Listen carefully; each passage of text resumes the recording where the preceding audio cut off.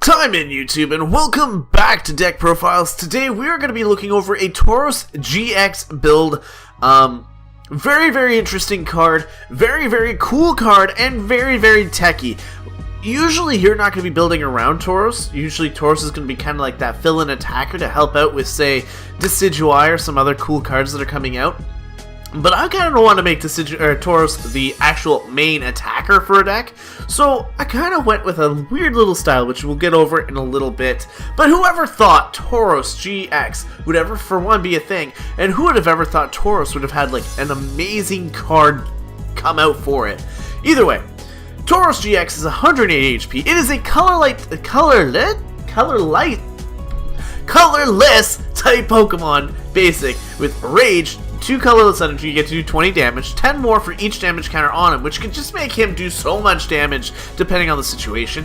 You have Horn Attack, same cost, but a guaranteed 60 damage. So we're going to want to use Horn Attack first. That way we can get that little bit of chip damage off, give our opponent the opportunity to attack, then go for Mad Bull GX, which you can only use once, but it's going to cost you the same amount of energy all throughout, and you're going to do 30 times that damage that you've been trying to scale with Rage anyway. So this card has so much damage potential, it's insane. Think of it this way. 170 damage onto this thing times 3. That's a lot of damage. That's a lot of damage potential. So Tauros-GX is definitely something we want to consider as a good card. Again, the way I'll be playing is very weird. I do have 3 Shaman. Obviously, we do not have to play it, but we're going to have 3 Shaman to keep our energy, or like our deck kind of running nicely, and we're going to be running Vileplume, our good old Irritating Pollen Lock, which is something that I don't think I've actually showcased on the channel. Vileplume is a stage 2 with 130 HP grass type with Irritating Pollen. Each player can't play any item cards from his or her hand. This completely shuts down some decks, and it can completely slow down your opponent based on it. So because of this, we are playing very limited amount of item cards. Really, all we're going to have are our special charge, shuffle 2 special energy cards from our discard pile back into our deck. This way we have the opportunity to set up those good old Tauros in case something goes wrong. We have a couple Trainer's Mail. Look at the top 4 cards of your deck. You may reveal a trainer card, reveal it, put it into your hand. It's a Siphoner, pretty much what it is. We have the Golden Balls. Discard 2 cards from your hand. You can search a card for a Pokemon, not a problem. We have the 4 VS Seekers. We have a few of these stadiums which do not count as that, so we can easily get these going. Counters out whatever our opponent wants to do, and it gets our opportunity to set up Vileplume. And like I said in the last video, it's always good to have a stadium because you don't know what your opponent's going to be playing. So we're going to be running Forest of Giant Plants to just kind of give us something that we can use. Now, as you can see, we do have a lot more supporters than anything else. We are going to be running 1 Hex Maniac until the end of your opponent's next turn. All abilities are shut off. This actually gives us the ability to turn off our own Vileplume, and it gives us the opportunity to use our own items. Now, it does open up our opponent to be allowed to use theirs for a turn, but it's usually not a bad thing. We do have 2 Lysanders. Get to bring in that good old Hazard and get rid of it as hopefully as we can. We've got 3 N, because again, we're going to be trying to go through our cards very quickly, so we want to hit the good supporters that actually get our cards. So we're going to be running a 3N and, whoops, that's the wrong card. I wanted to hit this guy, which is Sycamore. 4 Sycamore we're running, so we're going to have a 4-3 with 3 Shamans. So there's a lot of card draw here, which is very good. We're also running 3 Kukui. This ups our damage output with Tauros, and gives us a little bit of card draw, which I really like about Kukui. And I'm working on getting the full arts, don't worry, they're coming. Kukui is such a fantastic card that it's going to have that pretty shine like everybody else. We have the Pokemon Ranger, prevent all effects of attacks, including prevent all effects of attacks on each player and his or her Pokemon. Done. I don't know why I'm struggling with words today, but I am. We have Olympia as well. This is going to switch our active Pokemon with one of our benched, and it's going to heal them for 30. This is going to be mostly to get like out of a status condition or some sort of unforced retreat like we saw with Umbreon GX. We couldn't get out of there. I did forget a little bit of switching cards, so Olympia is going to help us out with that. And what's nice about it is it's not an item card, so it doesn't get locked behind Vileplume. Lastly, we do have the Skyla. This is a quick kind of early game kind of card in this one because we are going to try and lock our cards out. So with that being said, Skyla can either go for a supporter that we need, or it can get us those early game access to like Fighting Fairy Belt, which is a very essential card for Tauros because it does up our HP to 220, and it gives good old Horn Attack base 78 damage, which is much better. Lastly, we do have the Float Stone, as it does help us get our retreat costs off for Vileplume and Shaman. We don't want either of them in the active position. All we want is Tauros.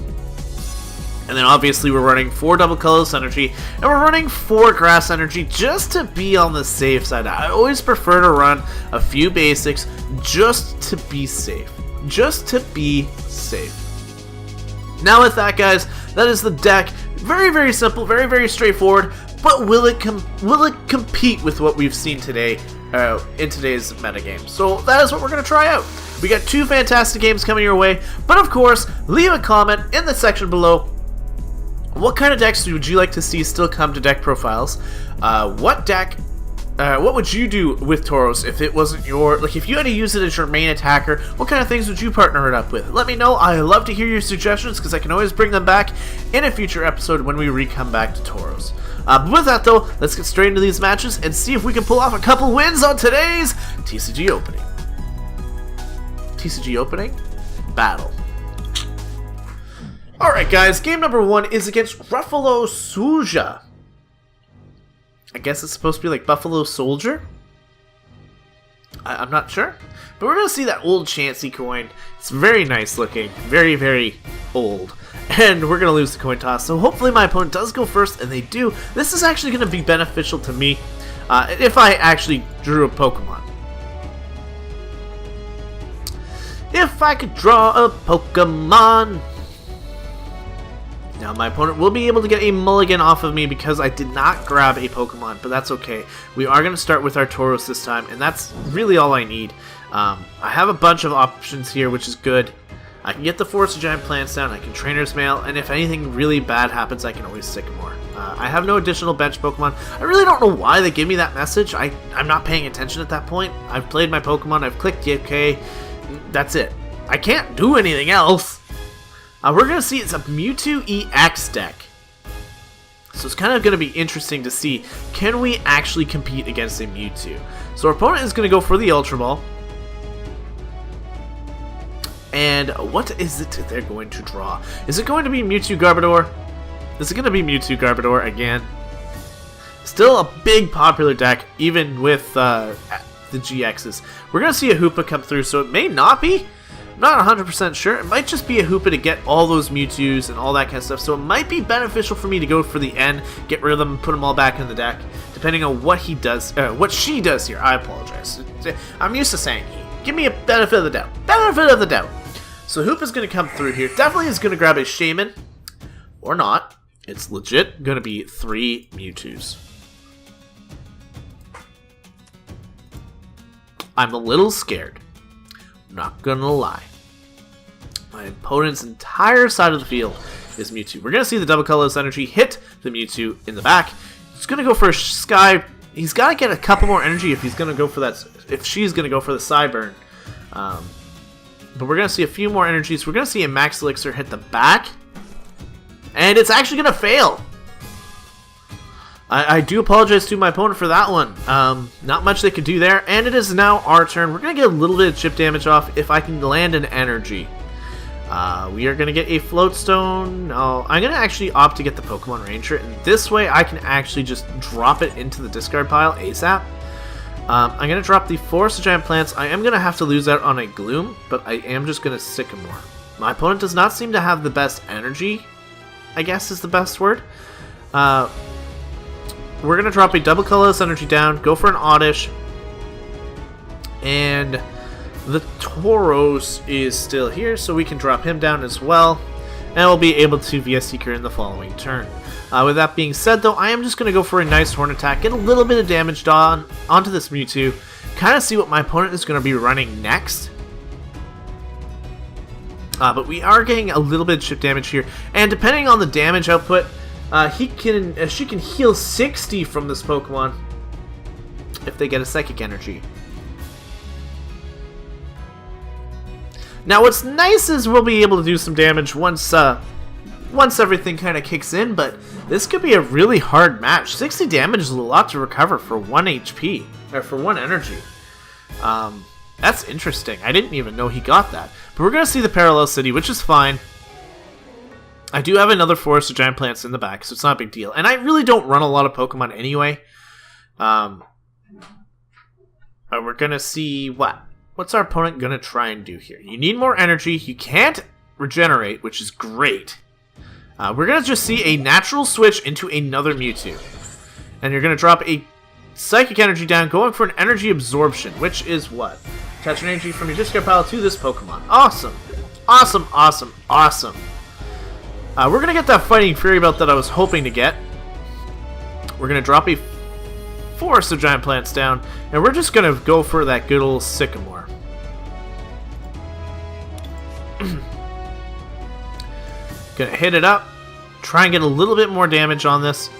We have a couple more Fighting Fury Belts, which is great. Good thing I didn't use the energy, because now we have that. And we have a few options for next turn. We're going to go for a Trainer's Mail here. See if I can get... I got another Kukui. I'm going to go for the Floatstone instead. I really don't need to play any other supporters. So we're just going to play the Floatstone down on the Oddish and go for that additional damage with the Horn Attack. It's going to do 70 now. Increase, so even if they do go for the Regenerate, they can't knock me out. But they do only need a double colorless energy. But this one does not want to do that. It does not want to do that because I can take this thing out with the additional damage onto the Tauros from Rage. We're going to see another Parallel City. Again, doesn't really bother me too much that I have very limited bench space. I'm really just trying to keep 1 or 2 Tauros going anyway, and they're both active and ready to go. It's not like a lot of other decks. So we're going to see an Ultra Ball come through. My opponent is looking for another Pokemon, potentially a Mega. Potentially a Mega. I'm not sure. It is going to be a Mega Mewtwo that my opponent is going to try and go for here. Potentially one in the back. You're going to hit up the damaged one in the back. That is cool to know.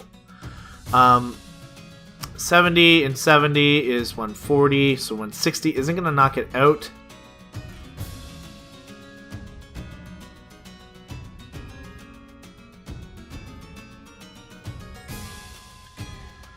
Three, 6, 9, 12. I don't think you can knock me out, so I'm actually going to target this one. And the reason for this is to get as much damage down to it as I can. We're going to hit it for another 70. I don't want to get taken down by Mewtwo's. That is the one thing I do not want to do. I want to showcase that a Tauros can handle themselves against a Mega Mewtwo deck. 3, 6, 9, 12, 15, 18. You're going to hit me for 190 damage. I'm still around though, and unfortunately that is going to be the end of your fellow Mewtwo as you know it, because Rage is just going to hit like a Banshee. That's going to be 210 damage right now. Bam, 220, my bad. So we're going to take the first knockout of this game, and it's going to be against that good old Mega Mewtwo. My opponent has no cards in hand. I don't know what's going on. This is a very weird Mewtwo deck. And he is still leading in with that other setup Mewtwo. Or maybe she just doesn't have a choice. Cannot go for too much. And I have a lot of damage on me. So unless you go for some sort of really cool burn, you're not going to be taking me out. You have no way to attack me. You've dropped a Psychic Energy down. Unfortunately, this Mewtwo is just not going to see it coming. It's just not going to see it coming. Go for the Regenerate, and then that's pretty much your turn. I think. I don't even need the Kukuis at this point, but I'm not going to get rid of them either. My opponent is trying to stall me out using the Parallel City, but it's just not working. Does go for the Energy Absorption to get double colorless energy on you so I can knock you out. Interesting. Welp. I'm going to go for another one. I can get a Lysander, I guess? No, I can get the Olympia. I can get the Olympia. The Lysander might be better, depending on the situation. I don't really need to switch out. I'm in a great position right now, and I'm just going to go for Rage again. This will knock out this Mewtwo with all that energy on it. It's gone. Tauros is just cleaning shop here, and I'm one Mewtwo away from knocking out the game. In fact, that is going to be the game. Unfortunately for my opponent, the Mewtwo's aren't... That particular Mewtwo can't do a lot of damage until you get the 4 energies, and that's a lot of energy to start up. Whereas the other ones, it's a little bit better. You can get that nice side shot off, do some damage with the psychic energies, and just go for the nice old early game. But with that being said, it didn't let us scale with the Mewtwo. Mega Mewtwo was also unable to knock out our Tauros due to the Fighting Fury Belt, which gives us that almighty rush. That was awesome. But with that being said, that is only game number 1. I know it was a little bit underwhelming, but who knows what game number 2 will bring. Alright guys, coming in for our second game is against USOPP, I don't know. I don't know how to pronounce it. I fail at those kind of things. I'm going to coin toss, and we're going to land the tail, so we're going to be able to call it. We're going to go second. We're going to let my opponent go first. Let's see if we can get a Tauros. We don't. Our opponent has no basics. I kind of preferred that. I would have preferred to have none and just give me the Tauros. I'm going to just lead my Oddish. Just going to lead my Oddish out in the open. He's playing strong energy, so he's got some sort of fighting deck, which is actually really bad for us, because he's going to get the opportunity to set up on us a little quicker by doing a lot more damage. Now, if I can get Tauros out and getting that damage early, that could be really good. I would love to read... There we go. My mulligan card is in Olympia. It's actually going to be Passimian. This is going to be kind of cool. See if Passimian can handle Tauros. The Rampaging Bull against the Rugby Monkey. We see the Carbink, which isn't going to matter because it doesn't have protection from GXs. It just has protection from EXs, so it's not going to do too much there. We see the Fighting Fury Belt and a double colorless energy down. Unfortunately, no other real methods here. He got rid of a Delinquent and a strong energy and a double colorless energy to get that Passimian out. Goes for a town map here. Reveals that none of his good old Passimians are prized or any way that way. But he's got that old glorious Mew EX there. I don't have that one, else I'd use it. We see another Fighting Fury Belt onto the Carbink in the back. Again, not going to be a big deal. We see the special charge, so he's going to get that special energy back. Both of them, in fact. And that might have been why he did it. We're going to get a Float Stone, which is actually good for Oddish, because I can put that down. I'm going to get rid of a few of these supporters that I don't really need, being the Olympia and the Kukui at the moment. And we're going to get ourselves a Tauros.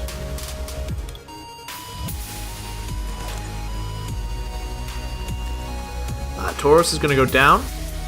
I'll drop the Fighting Fear, the Force of Giant Plants, sorry.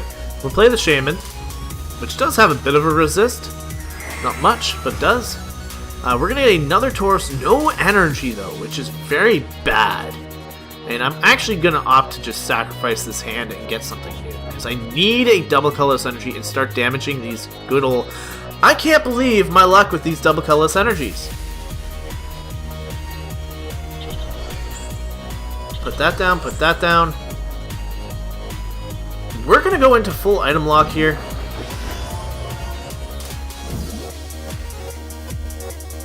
Go into Shaman. I need that double colorless energy. If I can get that, I can start doing some damage. Did not get it. Grass energy it is. And I am fine with leaving Vileplume up in the front for now. It can be my damage, but I should have switched. Well, actually, no. My opponent cannot use items either right now, which is fantastic. So he does want to hit my Vileplume. He's also got a Tauros-GX in his deck, and it's actually set up ready to go, unlike mine. But he cannot use the Fighting Fury Belts. I'm going to get 50 damage off right now, which is fine. There we go. Double colorless energy. I'm going to put it on this Tauros here. I'm going to opt to just retreat into my Tauros. Get a nice little bit of damage off with the Horn Attack. Boom. 70 damage. Now my opponent is going to hit me for team play, which if it did 50 to my Vileplume, it's going to do 100 damage to my Tauros. If he gets another Passimian, it's going to do 160. But with that being said, I'm not in the worst position, because now I can at least eat this good old Tauros, or this Passimian up. I'm not playing any of those cards.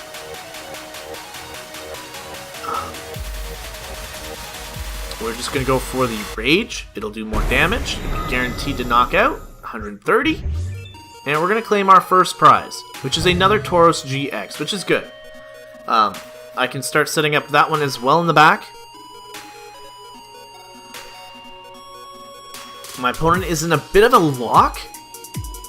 He can do damage with Tauros. He can do 60, but he's literally just going to start hitting me for the same problem. And Passimian can't do a lot of damage on its own. It's going to do, what, like 20? So I might be able to knock out the Passimians early, which is good. And then start maybe wailing on that Tauros in the back that I want to get rid of. I can easily go for my GX attack against it if I can get a Lysander. It's the hard part of getting the Lysander right now. But my opponent can't play any of his cards. That's why I don't want to play the end. He hasn't got any energy. He would have played it down earlier. He can't use the items due to the lock on the Vileplume. So that is the big ticket here. Is Vileplume lock is coming in clutch here.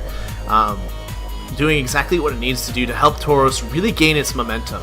I'm able to do a lot of damage here. He does go for teammates, which is a supporter of very good option here. He can easily get that double colorless energy onto the Passimian and hit me for another little bit of damage, or he can get the other two Passimians, or both. I do have 220 HP, but it's not going to be enough to take out two Passimians.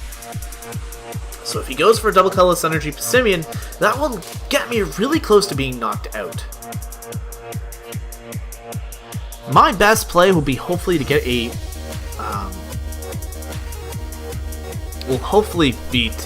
the Lysander next turn. Because the Passimians I'm alright with, because they're not going to be able to one-shot my Tauros. And they're actually just going to make it easier to knock them out. But that Tauros in the back is what I'm afraid of. And if I can claim it with my GX attack, that's kind of what I want to do. Now, my opponent is again in a very big position here because he cannot item use, he can't use his items. The teammates has to hit the two cards pretty much I mentioned.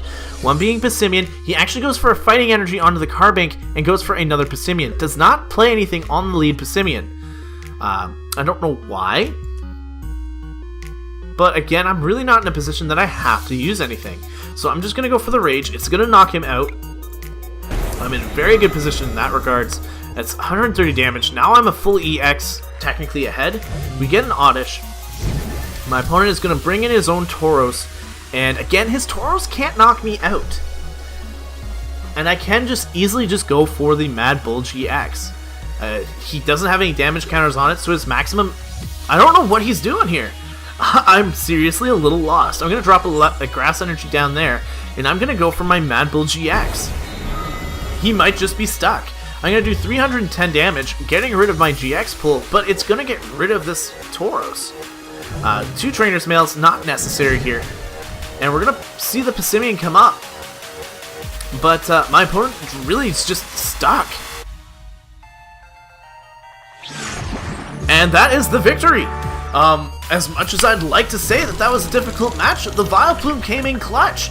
Vileplume locked my opponent down entirely. I don't know what my opponent had, I don't know what the deck he actually was playing against was, but with that, he couldn't play half of his deck. This is the same as us, we had, I can actually show you. Apparently my opponent has where I can see his deck, barring the Mew. He had the Carbanks, he had 4 Passimian Escape Ropes, he had Special Charges, the Ultra Balls, he had a ton of stuff that made sense. Delinquents and all these kind of fantastic cards. But problem was he was just unable to play them. He got locked down. And because of the Vileplume, I really think Tauros is pretty good. But that is all for me. Let me know what you guys partner up with Tauros. Let me know what you guys actually do with this card, because this card is just abnormally beautiful. So please let me know in the comment section below. If you guys are brand new here and enjoy what you guys saw today, please subscribe. It means the world to me that you guys come back and watch the videos every video I make, or every day. But that is it for me. Thank you guys so much for watching. I'm going to get myself out of here. Time out.